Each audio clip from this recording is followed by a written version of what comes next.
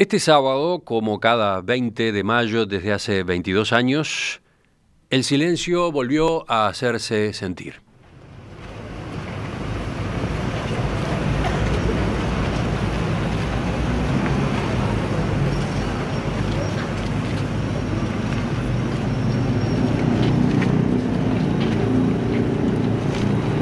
Miles de personas se expresaron de esta manera en una nueva Marcha del Silencio, cuya principal manifestación tuvo lugar en Montevideo, pero que también tuvo correlatos en varias ciudades del interior.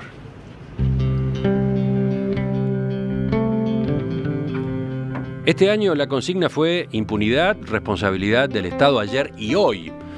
Un reclamo que coincidió en estos días con declaraciones de representantes de organizaciones de derechos humanos que le exigen al gobierno y a la justicia una actitud más activa en la búsqueda de los detenidos desaparecidos durante la dictadura y sobre todo el avance de las actuaciones, el avance de los expedientes vinculados a crímenes cometidos en aquella época. Precisamente una de las instituciones que ha venido impulsando con fuerza estas demandas es el Observatorio Luz Ibarburu, que en los próximos días incluso las presentará ante la Comisión Interamericana de Derechos Humanos. Vamos a profundizar en estos planteos. Para eso estamos esta mañana con Raúl Olivera, integrante de la Comisión de Derechos Humanos del PIT-CNT y también del Observatorio Luz Ibarburu. Olivera, buen día. Gracias por acompañarnos. No, gracias a ustedes. Empecemos por explicar qué es el Observatorio Luz Ibarburu.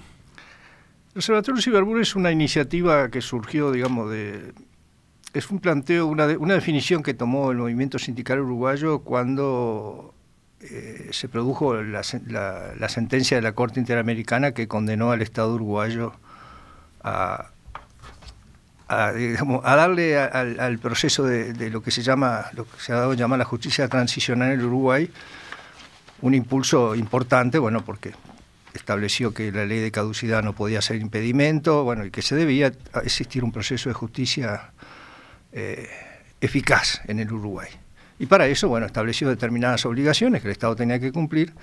Y en aquel momento, bueno, tomamos la decisión de observar ese proceso, bueno, lo trasladamos al resto de las organizaciones sociales, que lo tomaron con mucho entusiasmo, bueno, y el observatorio en realidad es una red de organizaciones sociales, que si bien el PIT-CNT tiene un papel, digamos, importante desde el punto de vista financiero, desde el punto de vista de dónde funciona y todo lo demás, no deja de ser un organismo que de alguna manera responde a un acuerdo de alrededor de 16 o 17 organizaciones que se conjuntaron con el objetivo de mirar ese proceso, o sea, observar cómo se desarrollaba un proceso.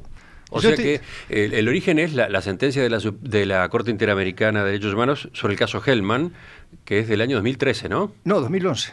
2011. En febrero de 2011. O sea que entonces el observatorio como tal tiene a esta altura 5 años de vida. 5 años de vida. Bueno, y en aquel momento nosotros veíamos con mucha, digamos, me acuerdo que en aquel momento hicimos una actividad en el salón de acto del PIT-CNT, donde reproducíamos una parte, digamos, de una carta que había hecho Fito Páez cuando Juan Hellman buscaba a su nieta, que decía, si se alumbra este caso, lo decía así, en otras palabras, si se alumbra este caso, en realidad nos alumbrará a todos. Entonces nosotros pensamos, bueno, efectivamente entramos con un periodo, en un nuevo escenario, y bueno, pero el escenario había que mirarlo, cómo se desarrollaba, teniendo en cuenta las dificultades, digamos, que tiene el sistema judicial nuestro, digamos, y algunas cosas que percibíamos que efectivamente se iban a producir. Entonces, en principio el observatorio fue eso, mirar ese proceso donde no lo miraba nadie y que no había condiciones para mirar a nadie porque, por ejemplo, el Poder Ejecutivo no sabía cuántas causas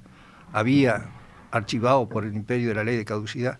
La Suprema Corte de Justicia no tenía tampoco ese registro, digamos, y el único que lo tenían las organizaciones sociales. Entonces juntamos toda esa información, creamos una base de datos y eso fue el origen del observatorio, que después cambió.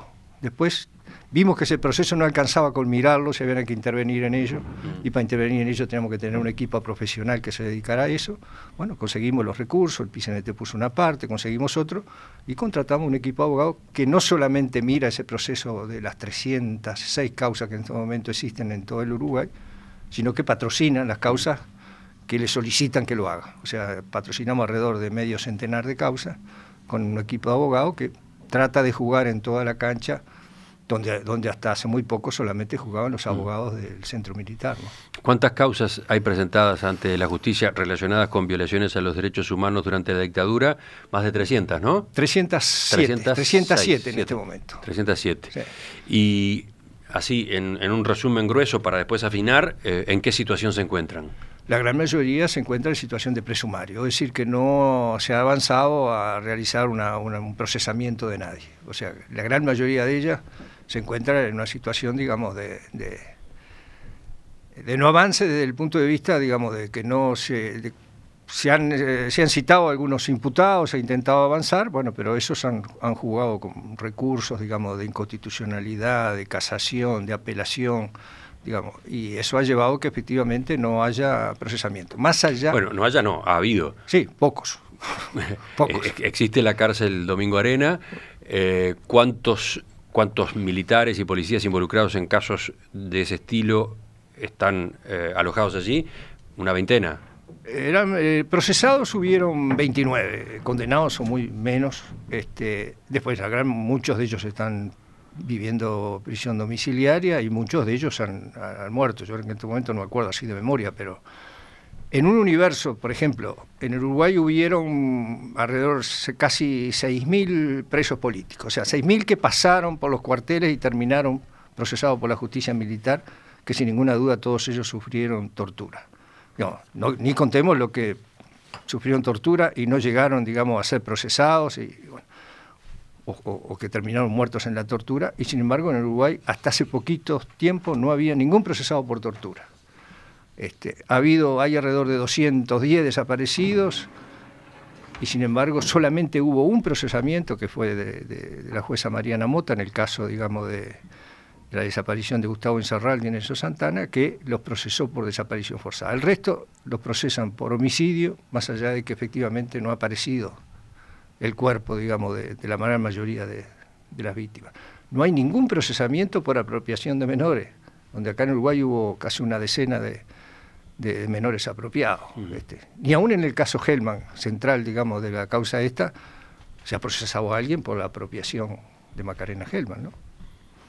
Bueno, y eso marca de alguna manera dificultades que tiene el proceso judicial desde el punto de vista... Algunas son de carácter jurídico. ¿Cuáles son para ustedes los obstáculos en cuanto a la actuación de la justicia? Y que la justicia me parece que mira, salvo muy contados jueces, y algunos de ellos que lo han mirado de otra manera, han sufrido, digamos, los traslados y las que terminan en un juzgado civil, y eso, digamos, no es antojadizo, pero recordemos el caso del juez Reyes, que en algún momento intentó investigar la famosa Operación Zanahoria, bueno, fue represaliado, digamos. Recarey, que de alguna manera intentó en el caso de Elena Quintera hacer algunas cosas, terminó represaliado. La gran mayoría de ellos hoy los encontramos todos en los juzgados civiles.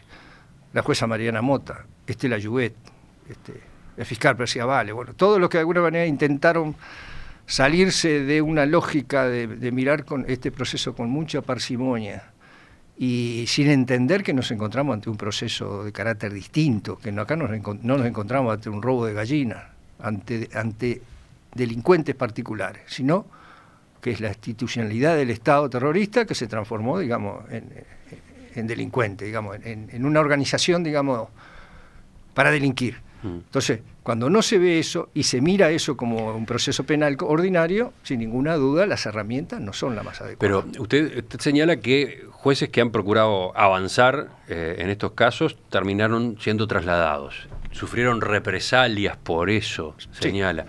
Y no es usted el único que lo dice.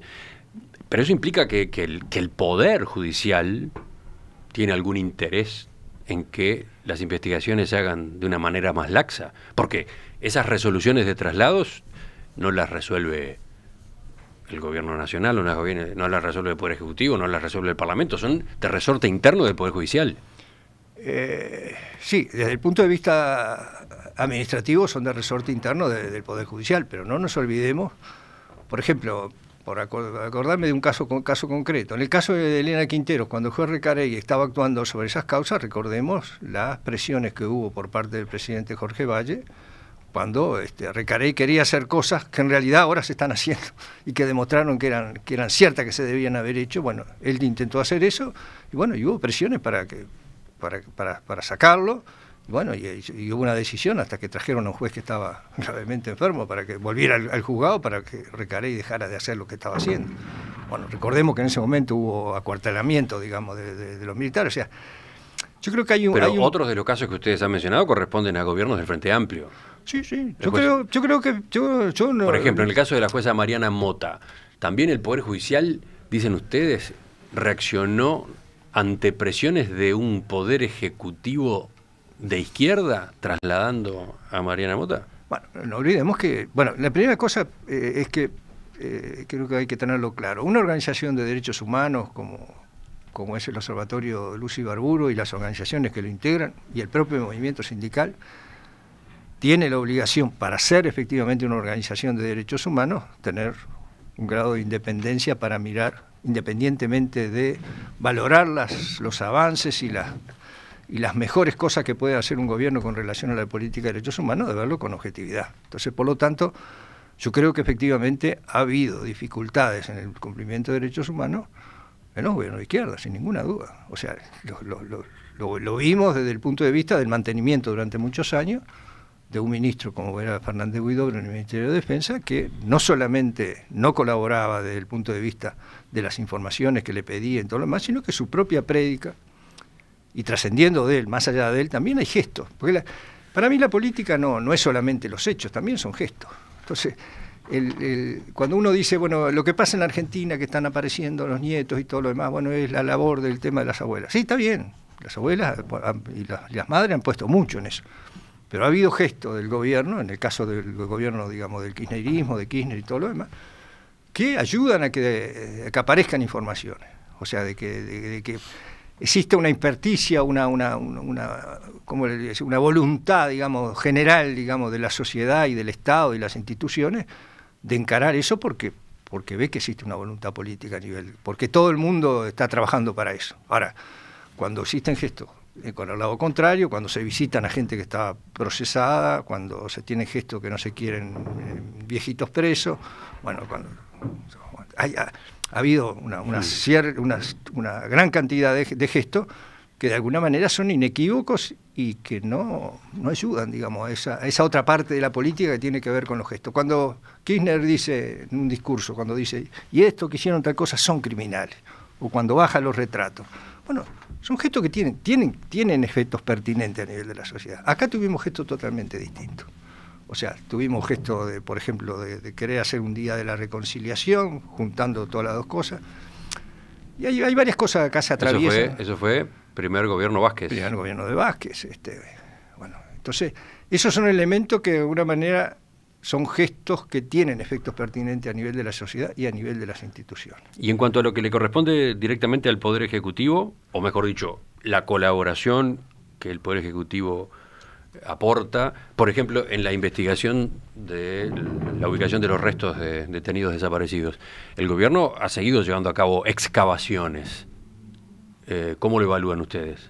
Bueno, el tema de las excavaciones también es un elemento con cierta es algo opaco, desde el punto de vista que no todo el mundo, nos enteramos a veces de lo que se está haciendo a través de la prensa. O sea, no hay un elemento que permita hacer un seguimiento de todo eso, dónde se está excavando y no se está excavando, y en función de qué se está excavando. Nosotros podemos conocer en aquellos casos, bueno, que puede estar judicializado y en ese caso en un expediente verlo. Pero yo creo que no, ahí ha habido una dificultad. Pero yo te pongo un ejemplo. Cuando la Corte Interamericana condenó al Estado uruguayo, nosotros tuvimos una entrevista con varios poderes del Estado, entre ellos con el fiscal de Corte en aquel momento, y para decirle, bueno, cuáles son las dificultades que pueden tener la Fiscalía para encarar este proceso. Y el fiscal de Corte lo que nos dice, yo no conozco yo oficialmente no conozco que haya habido una condena al Estado uruguayo porque a mí no me lo han comunicado. Bueno, vamos a hablar con aquel momento Javier Miranda, que era el secretario de Derechos Humanos, que estaba a la órbita del Ministerio de Cultura, y le dijimos, bueno, pero ustedes que recibieron como Poder Ejecutivo una condena, tienen que decirle al resto de los poderes del Estado, miren señores, tienen esta sentencia, cúmplanla. Ah, no, nosotros lo pusimos en la página web. Ah, bueno, eso ya es un gesto. Entonces, me parece que eso te indica las dificultades que tenés.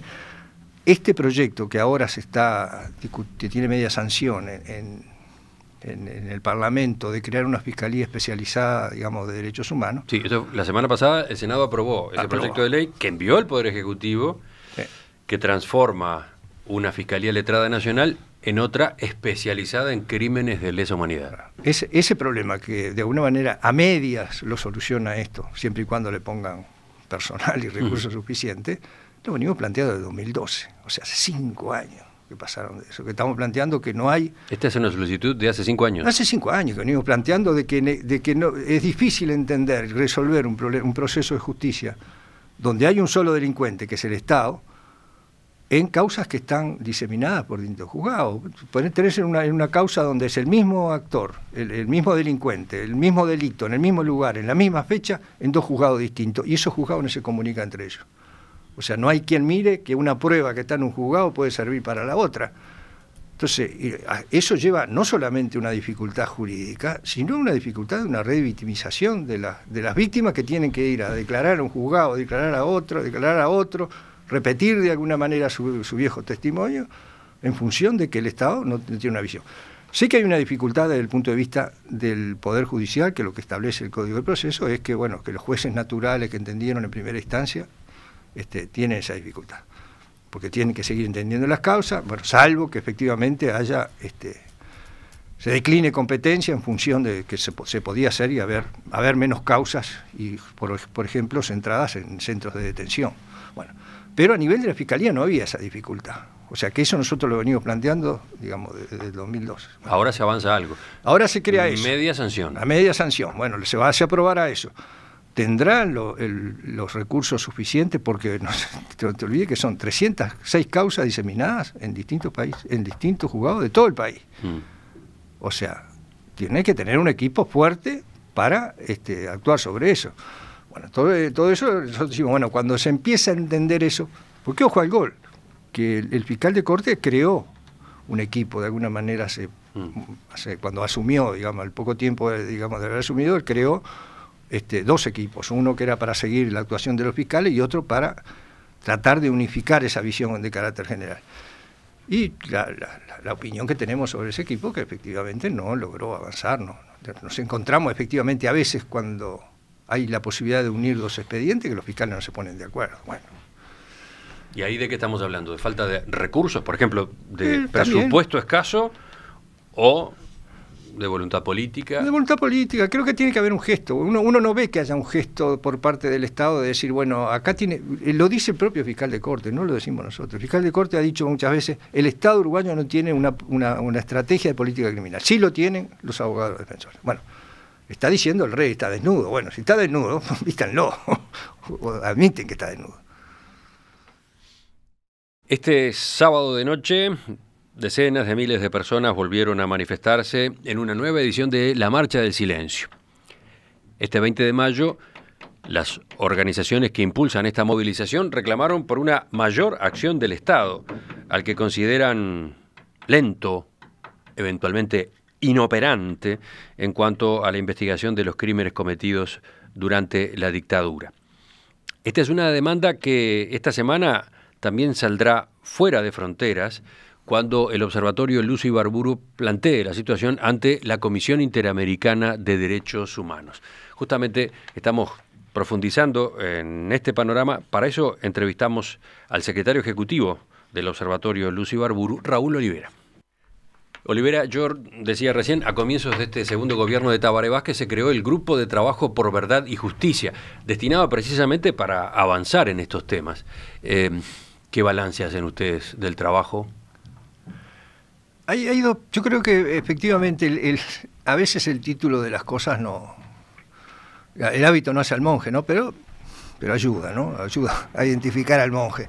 Y yo creo que el hecho de que la haya puesto por Verdad y Justicia fue un hecho que dijimos, bueno, por lo menos ahora las cosas se empiezan a llamar por su nombre. Ya no se trata del estado del alma ni de esas cosas tan etéreas que denominaron algunas iniciativas en el pasado. la gente que pusieron ahí, sin ninguna duda, personas muy respetables, algunas de ellas inclusive, Macarena Gelman fue una de las que estuvo desde primera hora con nosotros, la creación de la idea de crear el observatorio. El propio Ignacio Randonea, que ahora integra por el grupo de familiares este grupo de trabajo, también fue uno de los que en la primera hora, digamos, de creación del observatorio estuvo con nosotros. Pero acá no estamos evaluando la personalidad y y la enjundia y el prestigio y el carácter de cada uno de los integrantes, sino los resultados. ¿Y qué resultados esperaban ustedes de este grupo en particular? No, teníamos, en principio, el observatorio, digamos, es una cosa curiosa, ¿no? Pero acá en Uruguay, para que nos conjuntemos en el propio movimiento sindical, el hecho de la unidad del movimiento sindical es producto de establecer determinadas reglas. Y nosotros en el observatorio establecemos determinadas reglas. Bueno, nosotros, el acuerdo de estas 17 organizaciones es trabajar por el proceso, digamos, de justicia, o sea, por las causas penales. Aquello que nos trasciende, no opinamos, salvo que efectivamente estemos de acuerdo. Entonces, sobre el tema del Grupo de Verdad y Justicia, no hemos tenido como observatorio una opinión más allá que aquella de la que surge de las distintas organizaciones en particular. Y hoy te diré que en realidad no encontrás a nadie, ninguna organización de derechos humanos en el país que diga que eso ha sido eficaz y que están actuando correctamente y aplaudan, digamos, su actuación, desde el punto de vista concreto de lo que están haciendo. Entonces, en ese sentido, bueno, hoy sí podemos decir que efectivamente todas las organizaciones, escuchamos en el 1 de mayo y en las propias consignas, digamos, de familiares previas a la marcha y en la propia marcha, que efectivamente tienen una visión crítica de todo eso. Ahora, cuando eso existe... ¿Qué debió haber hecho este grupo? ¿Dónde pudo haber aportado? No, el grupo yo creo que no es un grupo, no son las comisiones ad hoc las más adecuadas para resolver un problema del Estado. Tienen que ver las instituciones del Estado. O sea, el Estado tiene que poner funcionar. Porque yo veo una gran dificultad. Por ejemplo, hay algunas organizaciones que en principio decían, bueno, el PCNT tiene que entregar el grupo de trabajo. No. Las organizaciones sociales no. Nosotros ese trabajo que tiene que hacer, o que supuestamente tiene como objetivo el grupo de trabajo, lo hemos venido haciendo desde hace 40 años. Ahora lo vamos a hacer dentro de la institucionalidad del Estado, sometiéndonos a la lógica de la política de los Estados, sin poder. Ustedes recuerdan cuando Vázquez anunció la creación de este grupo, dijo: si hay ideas mejores, si hay propuestas para mejorarlo y para lograr algo más efectivo, bienvenidas. Sí. ¿Lo recuerdan? Sí, claro. Y en ese hecho, por ejemplo, yo recuerdo que el secretario del PCNT me dijo en determinado momento, bueno, tenemos que responder a ese desafío. Y lo hicimos un documento que presentamos diciendo justamente que no eran las comisiones estas más ad hoc, las creadas las más adecuadas, pero dimos un conjunto de ideas, se las mandamos a Tabaré Vázquez. Luego a los meses, como no teníamos respuesta, la mesa representativa del PCNT reclamó esa cosa. Bueno, hasta ahora no hemos tenido respuesta de eso. Pero lo raro de todo ¿No tuvieron respuesta a un escrito que presentaron sobre cómo mejorar el grupo? Cómo mejorar el grupo de trabajo, o sea, las cosas que se debían hacer, algunas medidas que se debían de tomar de carácter urgente. Bueno, y resulta que al tiempo, cuando Felipe Michelini se instaló, digamos, como coordinador, del grupo de trabajo de justicia, me acuerdo que creo que fue la única reunión que hemos tenido como tal, donde concurrió el observatorio y concurrió la Secretaría de Derechos Humanos del PCNT, con la totalidad de los integrantes del grupo, y nosotros le dijimos, bueno, pero ustedes tienen varios insumos de cosas que debían hacer. Le dijimos, tal documento del PCNT, tal documento de Crisol, y Felipe Michelini dice, yo oficialmente no lo conozco. Entonces resulta que creas un organismo para resolver determinado proceso, una organización social que el presidente Vázquez la alabó, digamos, en su discurso el 1 de marzo, le da una opinión y él no se la traslada a quien tiene que cumplir eso. Entonces uno no entiende eso. Otra vez un problema de comunicación. Sí, llamémosle de comunicación, seamos benévolos. Felipe Michelini habló en estos días en La Diaria y aseguró: el Poder Ejecutivo ha tenido una muy firme voluntad del presidente de la República, pero la tarea de este grupo tiene complejidades.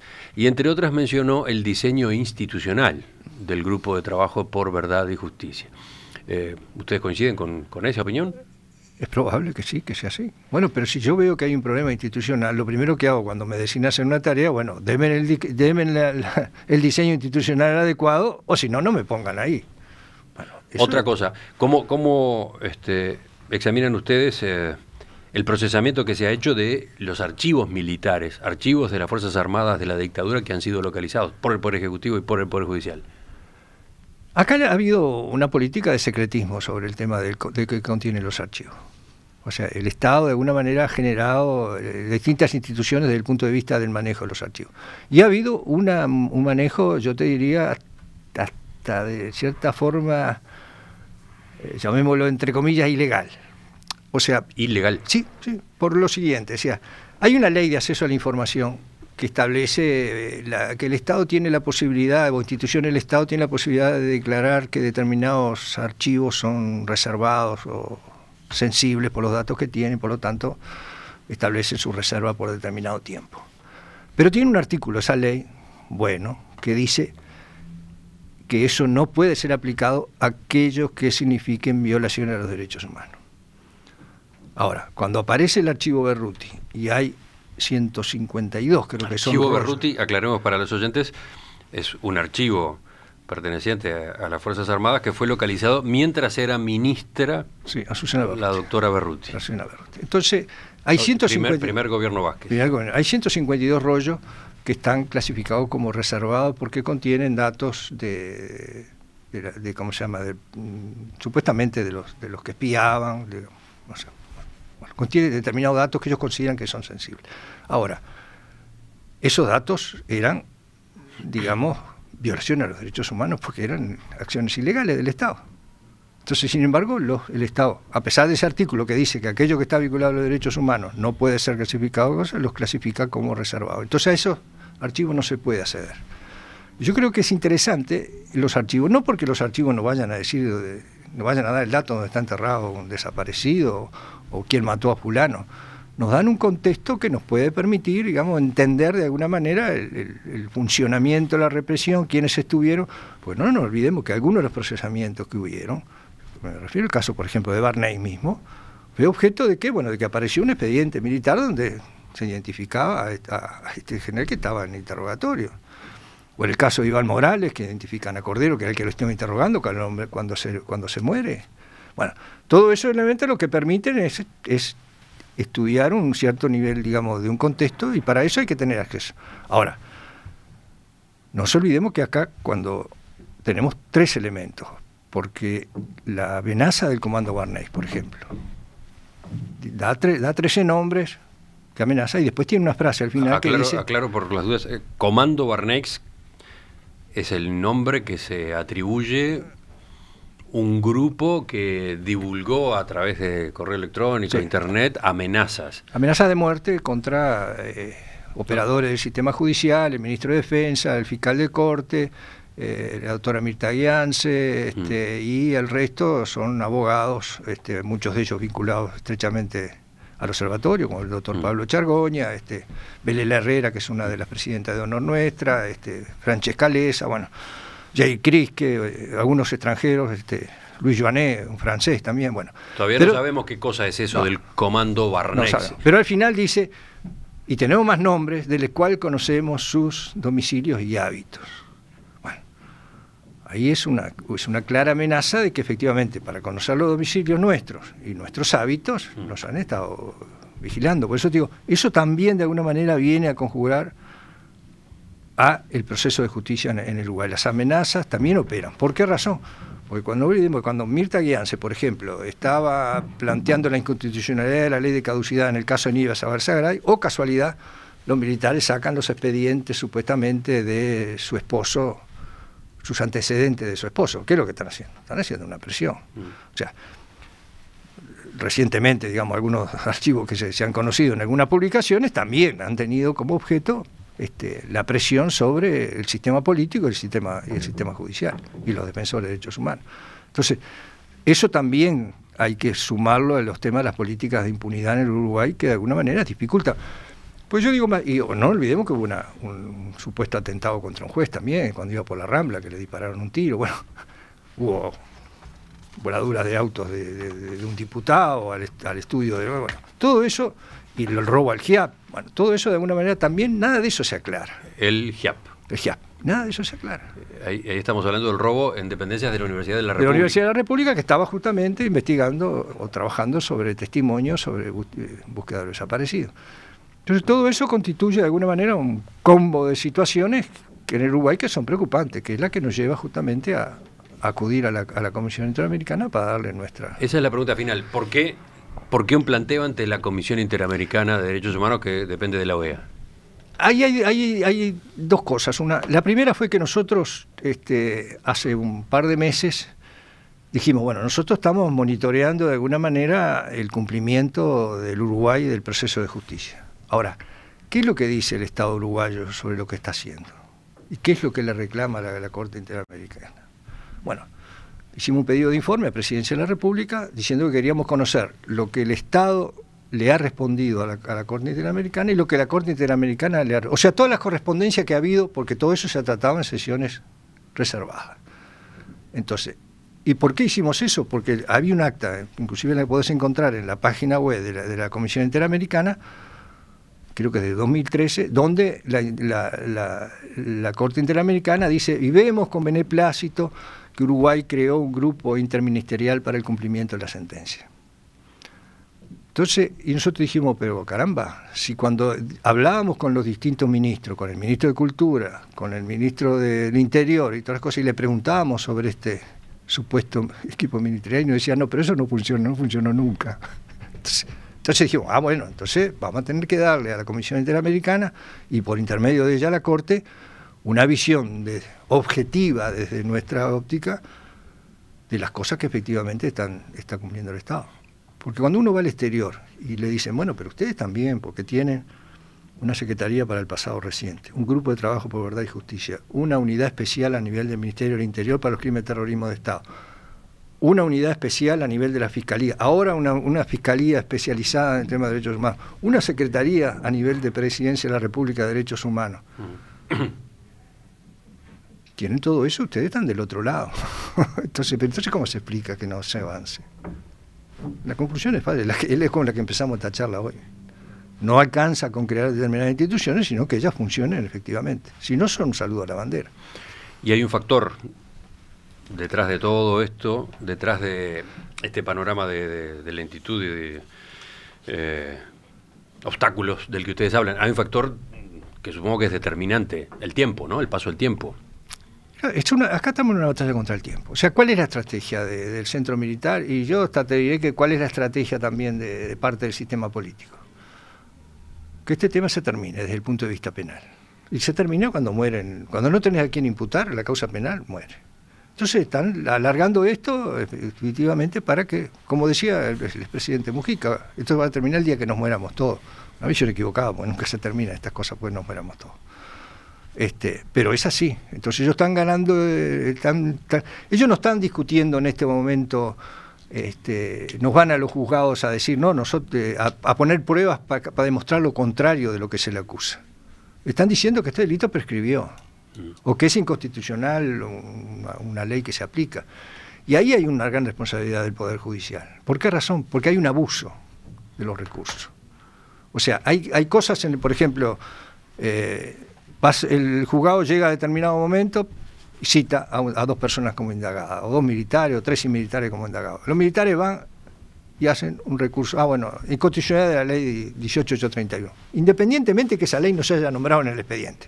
Bueno, pero el juzgado le hace lugar y en vez de hacer un expediente, una copia, o digamos una pieza, y mandar eso a la Corte para que lo resuelva, o a un tribunal de apelaciones, si se trata de una apelación, y mientras seguir investigando, no, manda todo el expediente y lógicamente está 9 meses en la Corte, después que vuelve, va otros tantos meses a un tribunal de apelaciones, y ellos no presentan todos los recursos juntos, lo hacen en cascada. Bueno, hay un abuso de eso. Y yo creo que el Poder Judicial no tiene... algunos tribunales le han llamado la atención a los jueces desde el punto de vista que no deben permitir esas cosas. pero no todo lo hace, y se sigue haciendo. Entonces eso me parece que es un elemento que también hay responsabilidades del Poder Judicial, grandes. La reunión con la Comisión Interamericana de Derechos Humanos se desarrollará en Buenos Aires el próximo jueves, ¿no? El jueves 25 hay dos audiencias seguidas que de alguna manera son de organizaciones uruguayas distintas, pero que están claramente vinculadas. Previamente a la nuestra hay un colectivo también de organizaciones sociales que va a plantear el tema de la designación de los ministros de la Corte. O sea, la falta de transparencia sobre la forma en la cual se designan los ministros de la Suprema Corte de Justicia. Bueno, y después tendremos la audiencia nuestra, que es de 11:30 a 12:30. Hablaremos después, a ver qué resultados deja y por dónde puede seguir el tema. Por hoy le agradezco a Raúl Olivera, secretario ejecutivo del Observatorio Lucio Ibarburu, que nos haya acompañado en Perspectiva. No, gracias a ustedes. Ya volvemos, viene la mesa de este lunes.